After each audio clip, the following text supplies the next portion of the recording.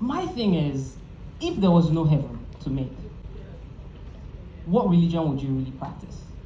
Your religion ultimately, right, is your practice. Is the things that you do every single day in your life.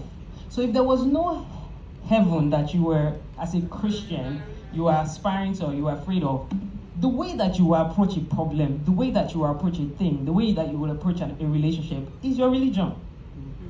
So I usually argue with people that your religion is really what you practice when nobody's looking. That's your real religion. The other one is by naturalization. They give you passports. You either grow up in as whatever religion you've picked, or you were born in a country where that religion is maybe one of the top two. And for some people will say like, oh, my personal experience, made me choose this particular religion. And when they say that, I say it comes back to choice. Is you've chosen a way to practice spirituality because that thing has allowed you to be able to hone that spirituality. But ultimately, you get to curate what religion you want to practice that allows you to lean in to the spirit. That's the ultimate thing. I mean, we are Christian in our practice, but the truth is there's people who will look at my life, for example. I can't speak for you guys. I look at me and say I'm very unchristian. I got to a point where I said, you know what? These Christians, they are bullying me out of this Christianity. I don't agree with the things they think. I don't agree with the things they say. I'm going to stop saying I'm Christian. Because if I stop saying I'm Christian, at least I don't have to deal with your BS. I don't have to deal with you questioning what I believe or what I say or how I say it. Because I'm not carrying your label anymore. But for me, the thing that, God made known to me was that just because they say they're Christian doesn't mean they are. That's right. You will not allow them to bully you out of what it is that I want to express through you in this life. I'm not going to let you kick me out of what I believe in.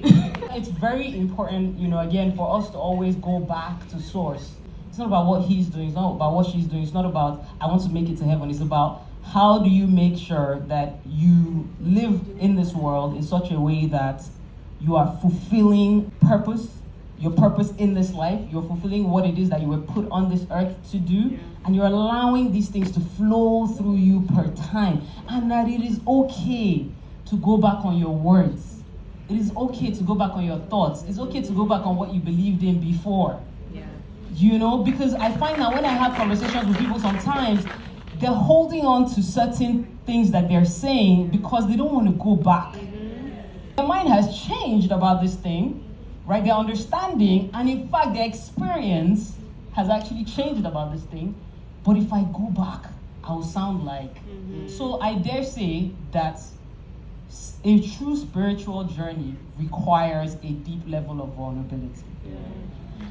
And until you can be vulnerable to know that you know nothing and that you are learning and that you are becoming as you are learning, you are just the masses.